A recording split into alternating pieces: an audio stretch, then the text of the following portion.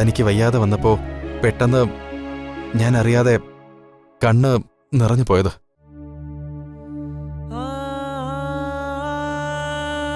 ഇവര് രണ്ടുപേരും സംസാരിക്കുന്നത് ശരിയല്ലല്ലോ. ഭാര്യ ഭർത്താക്കന്മാരെ പോലെ അല്ലല്ലോ ഇവര് സംസാരിക്കുന്നത്.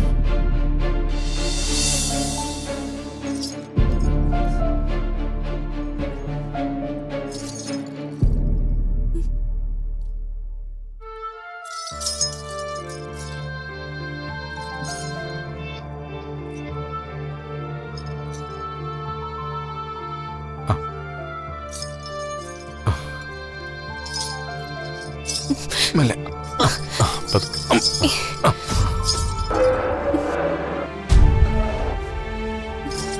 അതൊക്കെ എടുത്തേ.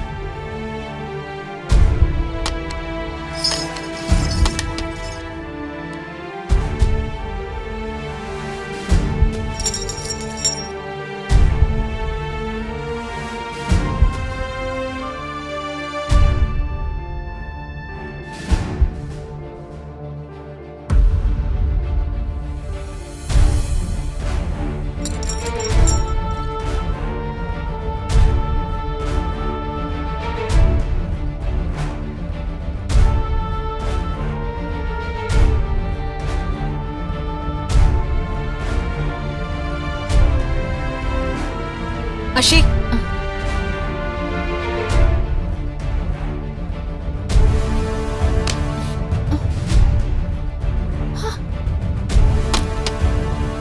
ദാ, ഇത് നിന്റെ പണിയല്ലേ?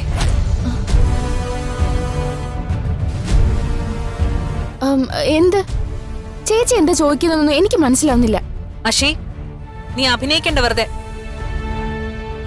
ഇത് ചെയ്തത് നീയാണെന്ന് എനിക്കറിയാം.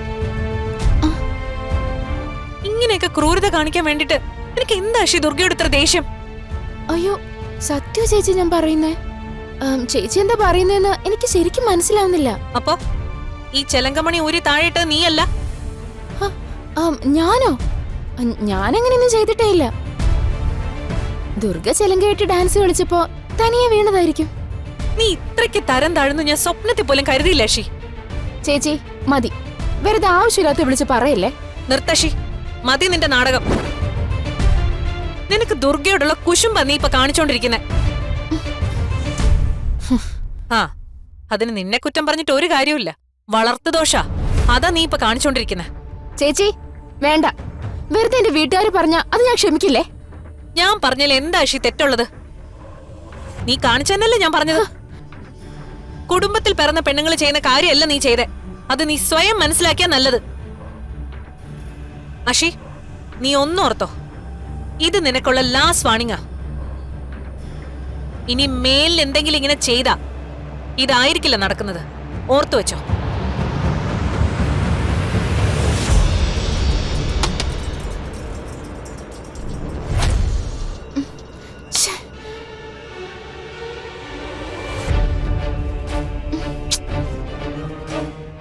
എന്തിനാ കിരൺ എന്റെ കാലിലൊക്കെ പിടിച്ച് മുറിവൊക്കെ കെട്ടിത്തന്നത്? കിരൺ എന്റെ കാലിൽ പിടിച്ചപ്പോ എനിക്ക് എന്തോ പോലെ തോന്നി.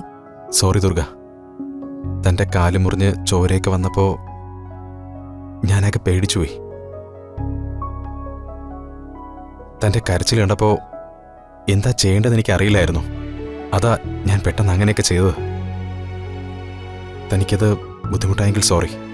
എന്താ കിരൺ, എന്താ ഇത്? എന്തിനാ കിരൺ സോറിയൊക്കെ പറയുന്നത്?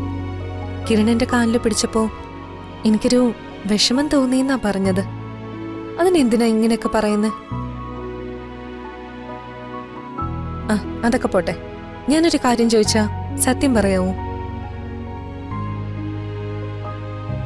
കിരൺ എന്റെ കാലിൽ പിടിച്ച് മുറിവ് കെട്ടിയ സമയത്ത് കരയുന്നുണ്ടായിരുന്നോ? ഹേയ്, ഞാൻ കരയാനോ? കിരൺ വേണ്ട, നോണയൊന്നും പറയണ്ട. കിരൺ കരയുന്നത് ഞാൻ കണ്ടതാണല്ലോ. അത് ദുർഗയ്ക്ക് വെറുതെ തോന്നിയതാ, ഞാൻ കരഞ്ഞില്ല. എനിക്കറിയാം കരഞ്ഞൂന്ന്. കിരൺ എന്തിനാ കരഞ്ഞത് അത് പറ. അത് പിന്നെ ഇതെന്ത് ചോദ്യ ദുർഗെ? താനെന്നെ വിശ്വസിച്ച് എനിക്ക് വേണ്ടിയില്ല ഇങ്ങോട്ടേക്ക് വന്നിരിക്കുന്നത്. അപ്പോ തന്നെ നോക്കേണ്ടത് എന്റെ കടമയല്ലേ? അതുകൊണ്ടാ തനിക്ക് വയ്യാതെ വന്നപ്പോ പെട്ടെന്ന് ഞാൻ അറിയാതെ കണ്ണ് നിറഞ്ഞു പോയത്.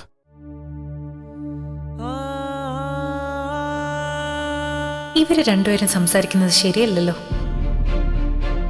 ഭാര്യ ഭർത്താക്കന്മാരെ പോലെ അല്ലല്ലോ ഇവര് സംസാരിക്കുന്നത്.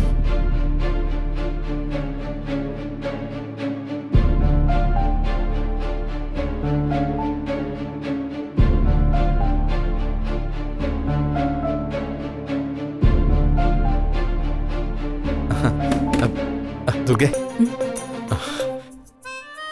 ഇന്ന് നീ എത്ര ഭംഗിയായിട്ടാ ഡാൻസ് കളിച്ചത്. ഈ ജീവിതകാലം മുഴുവൻ നിന്നെ കണ്ടെടുക്കാതെ നോക്കിയിരിക്കാനാ എനിക്കിഷ്ടം.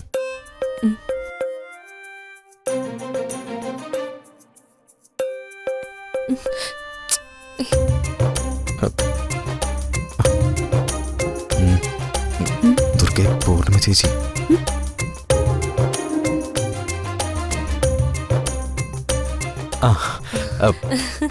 നിന്നെ എന്റെ ഭാര്യയായി കിട്ടിയത് എന്റെ ഭാഗ്യമാ ദുർഗെ.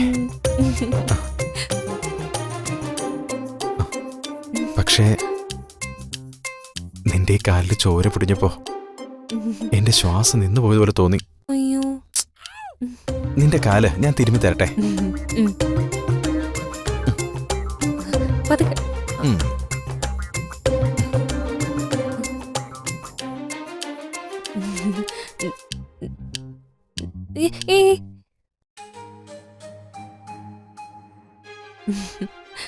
ദുർഗെ ചേച്ചി.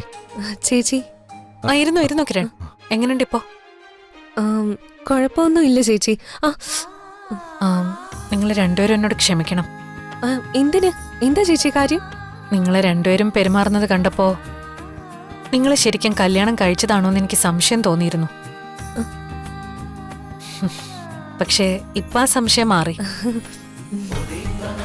ദുർഗയുടെ കാല് മുറിഞ്ഞപ്പോ കിരൺ അനുഭവിച്ച വേദന കണ്ടപ്പോ അവന് ദുർഗയോട് എത്രമാത്രം സ്നേഹമുണ്ടെന്ന് എനിക്ക് മനസ്സിലായി. ദുർഗയ്ക്ക് വേദന കുറവില്ലെങ്കിൽ നമുക്ക് ഹോസ്പിറ്റലിൽ പോവാം. ഇപ്പോ വേദന കുറവുണ്ട് ചേച്ചി. ഇനി വേദന കൂടിയാ പോകാം. ശരി, എന്തേലും ഉണ്ടായി പറയണേ. പറയാം ചേച്ചി. പറയാം ചേച്ചി.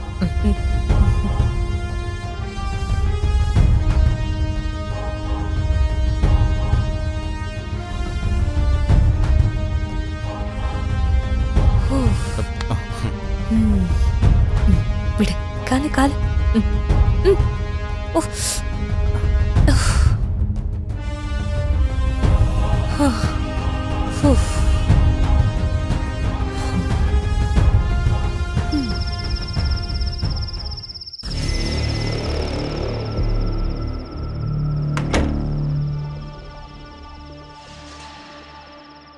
നീ പറഞ്ഞ സമയം കഴിഞ്ഞല്ലോ. നിന്നെ രക്ഷിക്കാൻ ആരും ഇവിടെ വന്നില്ലല്ലോ. ആൽബി, നീ സത്യസന്ധമായിട്ട് സംസാരിക്കാൻ തയ്യാറാണെങ്കിൽ നീ ഒരു കേസിലും പെടില്ല. നിന്നെ ഞങ്ങള് മാപ്പ് സാക്ഷിയാക്കാം. നിങ്ങൾ നോർമൽ പോലീസുകാരല്ലെന്ന് എനിക്ക് മനസ്സിലായി. അപ്പോൾ ആർക്കും ഇതുവരെ തിരിച്ചറിയാൻ സാധിക്കാത്ത അണ്ടർ കവർ ടീം നിങ്ങളാണല്ലേ? ആണെങ്കിൽ എനിക്കൊരു ഫോൺ തരാമോ? എനിക്കൊരു കോൾ ചെയ്ത് സംസാരിക്കണം. അതിനുശേഷമേ ഞാൻ നിങ്ങളോട് എന്തെങ്കിലും പറയൂ. ഓക്കെ, ഒരു ഫോൺ കൊടുക്ക്. അവൻ ആരെ വേണമെങ്കിലും വിളിക്കട്ടെ. നമ്പർ പറ.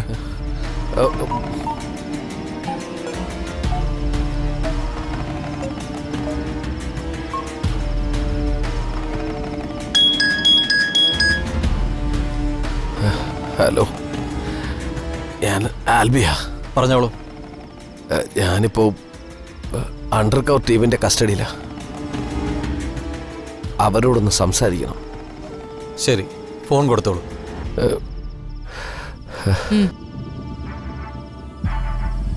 ഹലോ.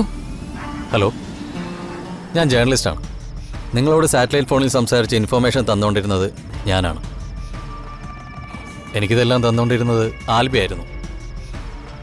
അവൻ നമുക്കൊപ്പമുള്ള ആളാണ്. ഓക്കെ, മനസ്സിലായി. ഇനി സാറ്റലൈറ്റ് ഫോൺ വെച്ചുള്ള ഒളിച്ചുകളിയൊന്നും വേണ്ടല്ലോ. നിങ്ങൾ സഞ്ജയ് തന്നെയാണെന്ന് ഞങ്ങൾക്കും ബോധ്യപ്പെട്ടു.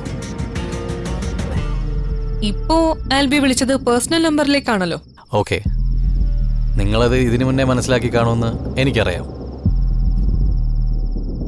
ആൽബി എന്ത് ഇൻഫർമേഷൻ വേണമെങ്കിലും തരും. അവനൊന്നും സംഭവിക്കാതെ നോക്കേണ്ടത് നിങ്ങളുടെ റെസ്പോൺസിബിലിറ്റിയാണ്. ഓക്കെ. ഓക്കെ.